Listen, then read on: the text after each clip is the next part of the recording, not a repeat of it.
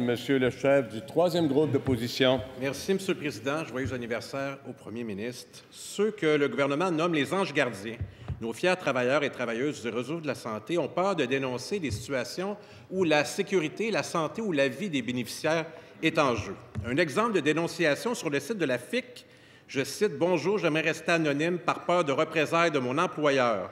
La moitié des employés sont devenus COVID positifs et ce soir, nous avons des patients positifs mélangés avec des patients négatifs. » Un autre, « J'ai vu que sur la liste du gouvernement que mon CHSLD a seulement 40 cas infectés. En réalité, il y en a 111, on a besoin d'aide. » Ces personnes qui dénoncent, elles risquent des mesures disciplinaires graves. Si on veut que les choses s'améliorent rapidement, on a une proposition à faire au premier ministre, qu'il adopte un décret qui fait en sorte d'arrêter les mesures de représailles à l'égard des travailleurs de la santé et des gestionnaires qui sont en contact avec des situations potentiellement dangereuses pour les patients. Il y aura une motion tout à l'heure. Est-ce que le premier ministre est en faveur de cette motion et va permettre qu'on mette fin à l'omerta dans le domaine de la santé? Monsieur le premier ministre.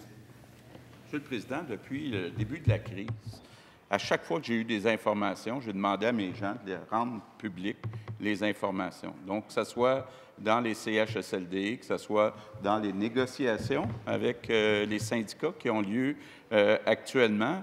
Monsieur le Président, actuellement, la ministre a mis en place une façon facile pour les employés qui n'ont pas l'écoute de leur patron, ça peut arriver, et donc être capable de communiquer directement avec le ministère. Puis il y a une analyse qui est faite de chaque cas. On a déjà des milliers de personnes qui se sont exprimées. Donc, Monsieur le Président, je pense que ce qui est en train d'être mis en place, c'est un grand changement par rapport à la culture qui existait depuis plusieurs années.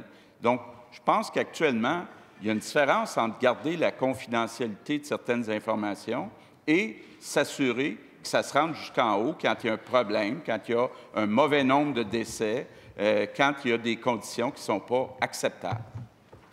Première complémentaire, Monsieur le chef du troisième groupe d'opposition. Monsieur le Président, la réalité, c'est que ce n'est pas suffisant. Le gouvernement a son courriel, on vous lit, mais c'est également de qui il s'agit. Et qu'est-ce qui arrive? C'est que les gestionnaires essaient de trouver qui a parlé. C'est ça qui se passe présentement dans le réseau. Alors, il y a des gens qui doivent parler aux médias en dernier recours et qui nous préservent de dangers imminents pour les patients. Alors, je lui demande par décret, oui ou non, est-il prêt à faire en sorte qu'on sauve davantage de vies en permettant aux travailleurs de la santé de dénoncer des situations qui sont inacceptables présentement dans notre réseau de santé? Madame la ministre de la Santé et des Services sociaux. Monsieur le Président, c'est un changement de culture majeur qu'on fait actuellement. On le débute et effectivement, tous les suivis sont faits. On a reçu 2000 courriels, plus de 2000 courriels. Et là-dedans, il y en a qui ont des suivis très prioritaires. Par exemple, des employés qui se déplacent d'une zone chaude à une zone froide, des problèmes au niveau de la prévention des infections. C'est un changement qu'on fait, une communication à partir du terrain, puis on veut que ça s'instaure partout, dans tous les établissements. Parce que l'important, c'est que ça se règle. Et c'est ça qu'on veut. On veut régler ces situations-là le plus tôt possible et on prend les moyens pour le faire, Monsieur le Président. Deuxième complémentaire, Monsieur le chef du troisième groupe d'opposition. Monsieur le Président, le changement de gestion, il pourrait commencer par l'adoption de la motion, justement parce que c'est la ministre de la Santé qui parle. Je l'ai entendu, à Tout le monde en parle, dimanche dernier, dire que c'était interdit le transfert entre les différents centres. Ce n'est pas le cas. Alors, qui nous l'a dit? Les travailleurs du terrain qui nous l'ont dit et qui ont des représailles présentement parce qu'ils ont commenté ce que la ministre a dit. Alors, je l'invite à être au courant de ce qui se passe présentement parce que les gens ont peur des représailles et si on continue de les pénaliser, on va perdre du monde, Madame la ministre. Madame la ministre de la Santé et des Services sociaux s'adresse évidemment à la présidence. Madame la ministre. Oui, Monsieur le Président, oui, je me souviens très bien de ce que j'ai dit à Tout le monde en parle, puis je le maintiens.